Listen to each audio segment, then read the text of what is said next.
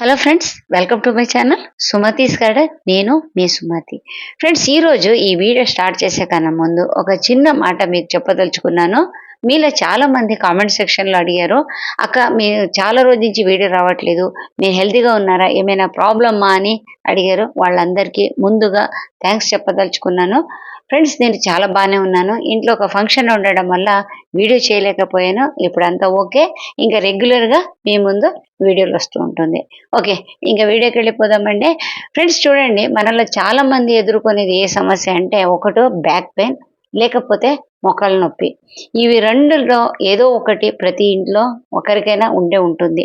దీనికి చాలా కారణాలు ఉంటుందనుకోండి. ఒకవేళ మీకు ఇందులో ఏదైనా మీకు సమస్యగా ఉంటే కనుక ఈ వీడియో చివరి దాకా చూడండి.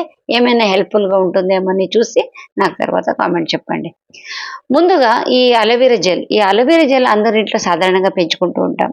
ఈ అలోవెరా జెల్ అనేది మార్కెట్లో మనకు రెడీమేడ్గా దొరుకుతుంది, కానీ అది అంతగా వర్క్ చేయదు.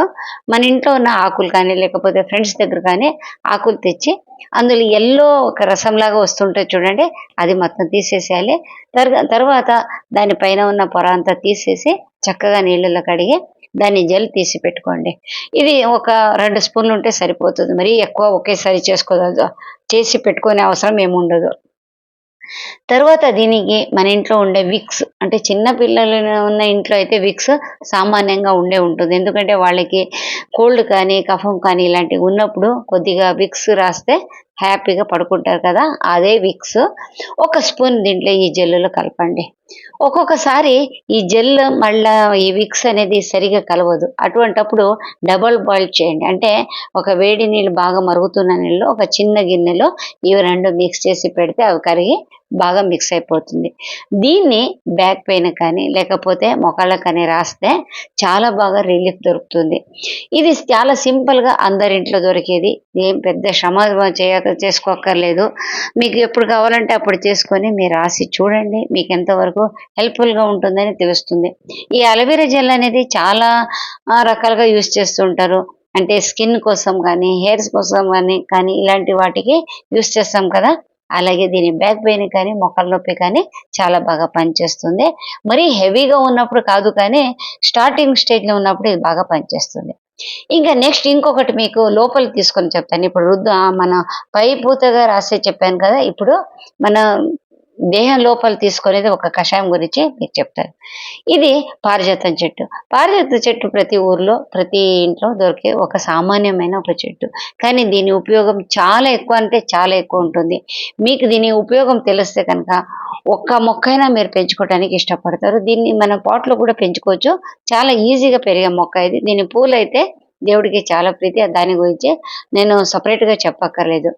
ఇప్పుడు ఇది చిన్న పిల్లలు ఉన్న ఇంట్లో వాళ్ళకి ఏమైనా కఫం కానీ, లేకపోతే దగ్గు కానీ అసలు నిరంతరంగా వస్తూ ఉంటే ఏం చేయాలని తెలియలేనప్పుడు దీని లేత ఆకులు కొంచెం కొద్దిగా రసం తీసి దాంట్లో కొద్దిగా తేనె కలిపి ఒక 4-5 చుక్కలు వాళ్ళకి నోట్లో పోస్తే చక్కగా రిలీఫ్ దొరుకుతుంది. చాలా బాగా పనిచేస్తుంది.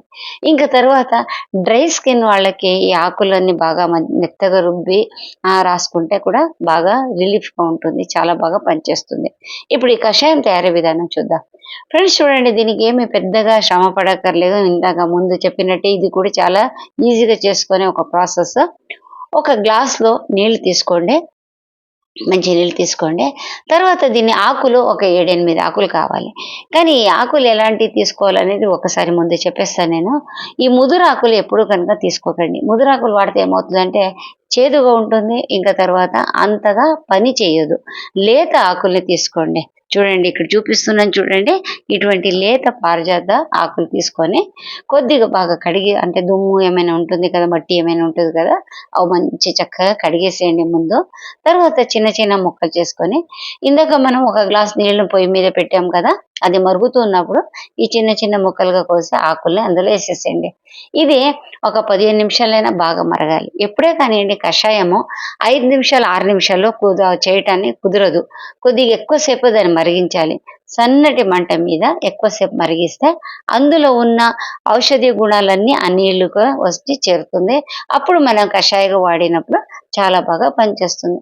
ఈ కషాయం చాలా రకాలుగా చేస్తూ ఉంటారు అనుకోండి, అందులో ఇది ఒక కషాయం. ఇది తాగితే ఏంటి అనేసి చాలా మందికి ఒక డౌట్‌ఫుల్‌గా ఉండొచ్చు. ఈ పారిజాత ఆకు ఏముంది పెద్ద గొప్పగా అనుకుంటారేమో. పారిజాత మొక్క ఆకులో చాలా రకాల ఔషధీయ గుణాలుంటాయండి. ఇందాక ఓ 2, 3 చెప్పాను నేను మీకు. ఇది మోకాళ్ళ నొప్పికి చాలా బాగా పనిచేస్తుంది. ఇంకా బోన్స్ చాలా గట్టిగా ఉండేటట్టు చేస్తుందిది.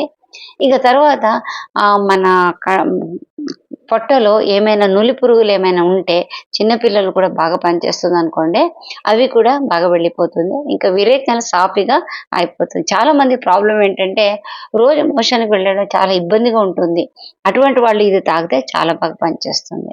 ఇప్పుడు చూడండి దీన్ని మరిగిస్తున్నప్పుడు లేత గ్రీన్ కలర్‌కి నీళ్లు మారుతుంది. అప్పటి వరకు దాన్ని మరిగిస్తూనే ఉండాలి. ఇదొకటి గుర్తుపెట్టుకోండి. ఇంకా తర్వాత పారిజాత చెట్టు ఎప్పుడూ మనకు లేత ఆకులు దొరకదు అనుకున్న వాళ్ళకి ఒక చిన్న టిప్ చెప్తాను. ఒక కొమ్మ ఉంటది కదా! దాన్ని ఒకసారి ప్రూన్ చేయండి. ఆ ప్రూన్ చేసినప్పుడు దాంట్లో చిగుళ్ళొచ్చి మనకు లేత ఆకులు దొరుకుతుంది. తర్వాత నెక్స్ట్ ఇంకొక కొమ్మని మనము కట్ చేస్తే మనకెప్పుడు 360 రోజులు కూడా మనకు లేత ఆకులు దొరుకుతుంది. ఎప్పుడే కానియండి ఏదైనా మందు మనము ఈ ఆయుర్వేదిక వాడేటప్పుడు 21 డేస్ కానీ, లేకపోతే 48 డేస్ కానీ, 108 రోజులు కానీ ఇలా వాడాలి. అప్పుడు వాడితేనే దాని రిజల్ట్ ఏంటి అని తెలుస్తుంది. ఇప్పుడు ఇంగ్లీష్ వైద్యం ఉందనుకోండి, మనకేదైనా తలనొప్పో, కడుపు నొప్పో వచ్చినప్పుడు టాబ్లెట్ వేసుకొని ఒక అరగంటలో తగ్గిపోతుంది. కానీ ఆయుర్వేదం చేసినప్పుడు అట్లా తగ్గదు. కొద్దిగా ఓపికతో మనం మరిన్ని రోజులు నమ్మకంతో చేయాల్సొస్తుంది. అది మాత్రం చాలా ముఖ్యమైన టిప్ ఇది. ఇది మర్చిపోకుండా మీరు గుర్తుపెట్టుకోండి. ఎందుకంటే చాలామంది ఆయుర్వేదిక్ మందులు వాడుతూ ఉంటారు కదా! వాళ్ళకిది పనిచేస్తుందని చెప్తున్నాను.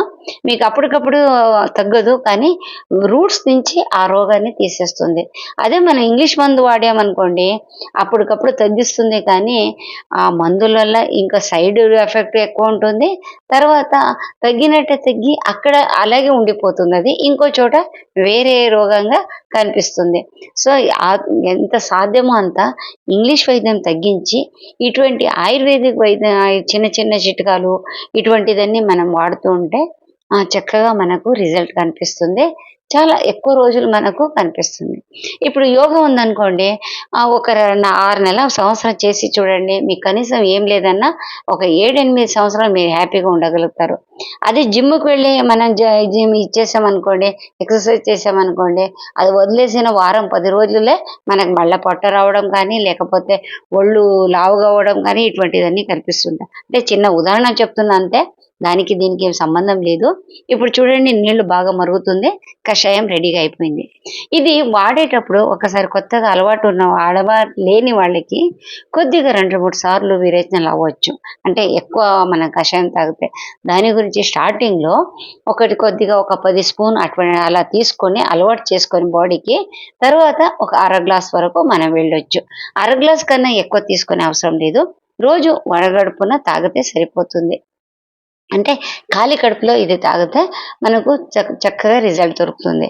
టీ, కాఫీ కన్నా ఇటువంటి కషాయాలేమైనా వాడినప్పుడు, గ్రీన్ టీ వాడినప్పుడు మనకు మంచిగా రిజల్ట్ దొరుకుతుంది. చాలామంది మార్నింగ్ లేవగానే ఒక అర లీటర్ కాఫీ కానీ, టీ తాగడం అలవాటు ఉంటుంది కదా! అది మానేసి కనీసం ఇటువంటిది ఏదైనా కషాయం చేసుకొని తాగండి.